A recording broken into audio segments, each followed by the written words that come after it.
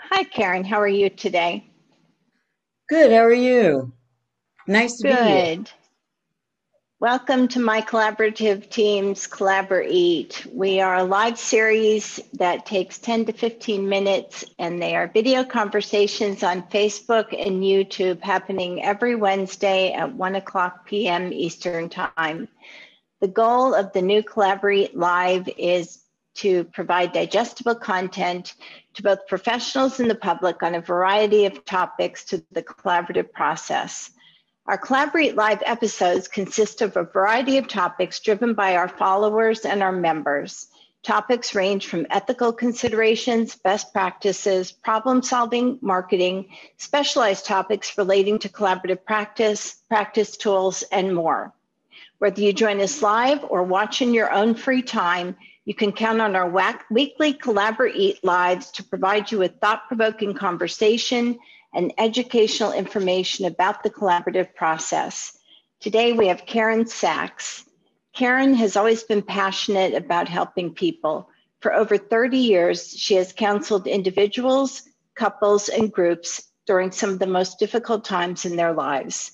Karen is a licensed mental health counselor, a Florida Supreme Court certified family mediator, and a parenting coordinator.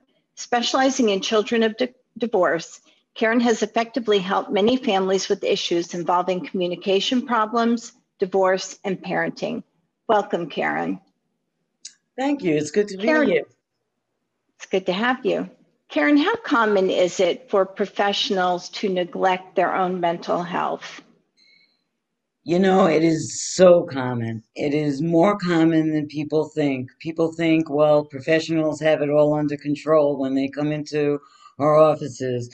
But inherently, as helping professionals, we keep putting our clients first, caring for their well-being, especially in collaborative, hoping that you're going to leave families healthier, but in a place of both healthy emotionally and physically, and always putting our clients' health first.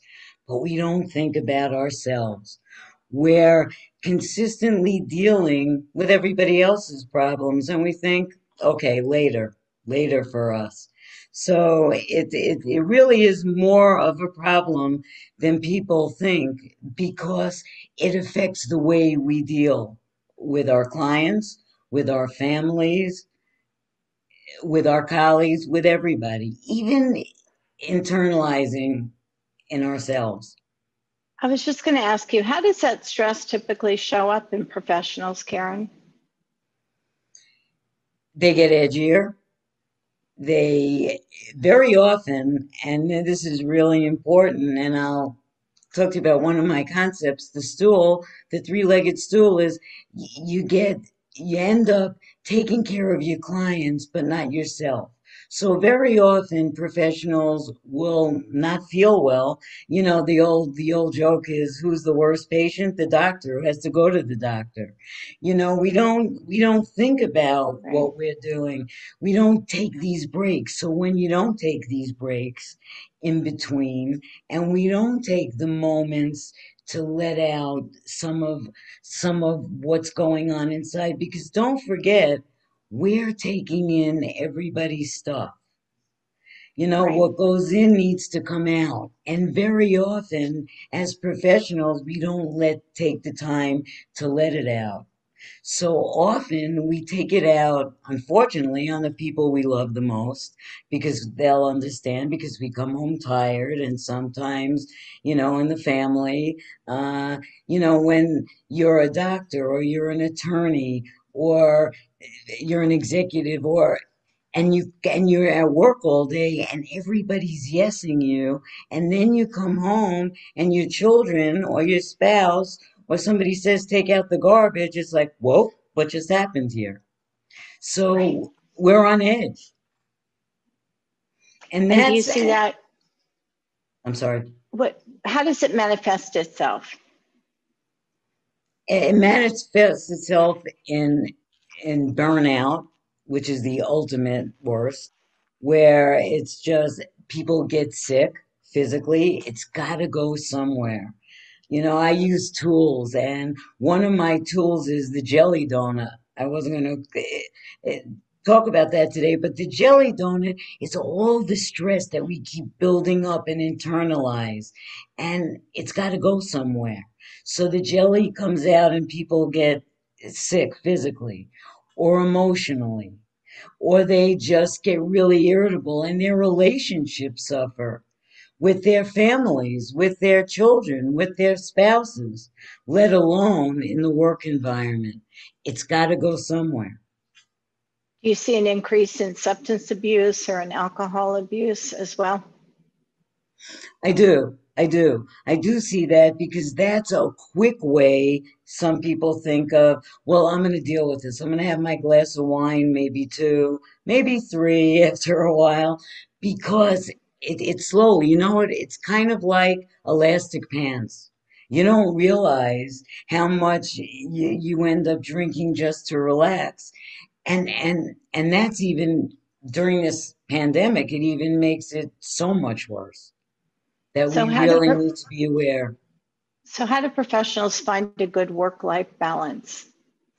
I'm so glad you asked me that question because one of my favorite tools is the three-legged stool.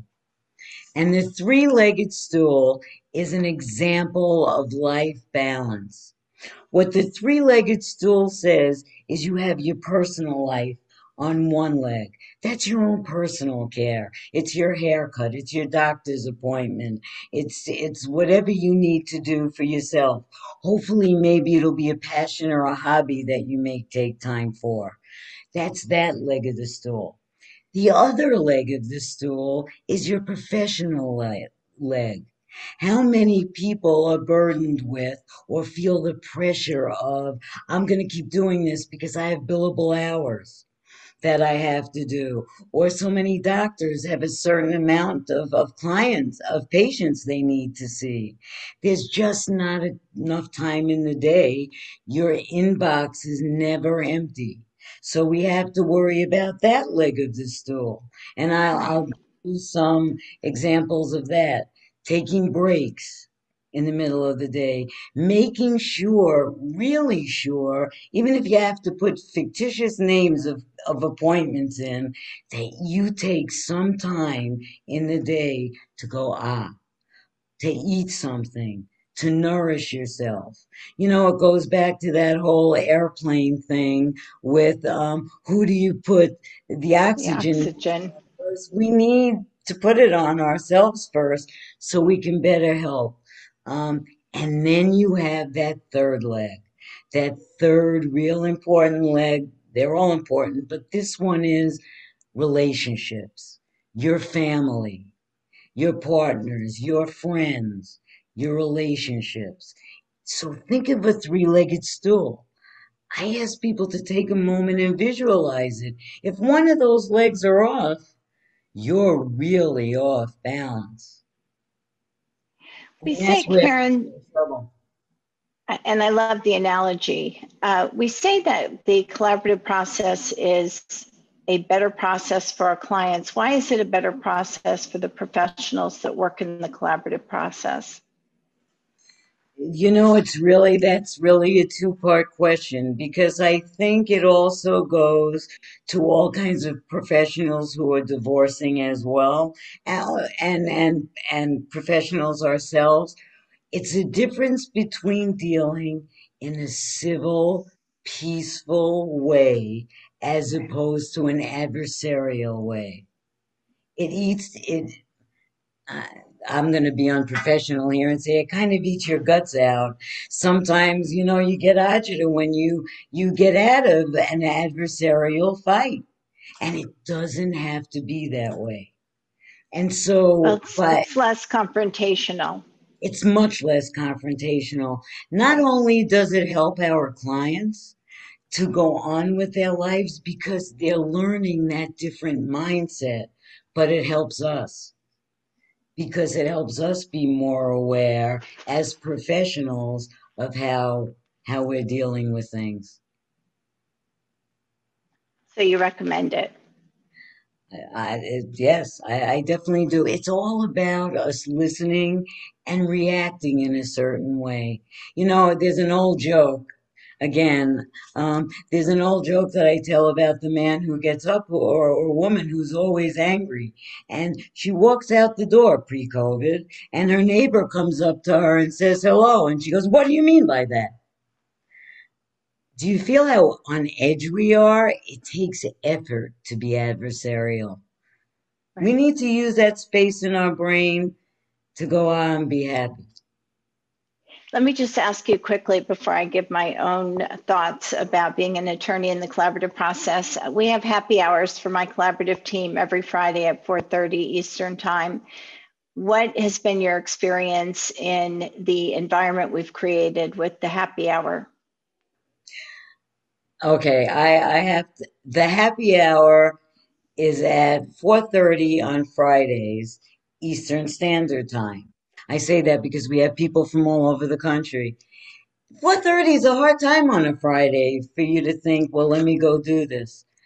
I don't think I've ever looked forward to a group more. Maybe because we are the people we are in that helpful profession, but it is enjoyable. We can have a drink in our hand or not. We end with trivia, but we talk about problems and how do we help, whether it be our clients or each other. And we celebrate each other's goods and bads, and it's a wonderful group. And I couldn't look forward to anything more on Friday afternoons. And you didn't pay Right. me for And that.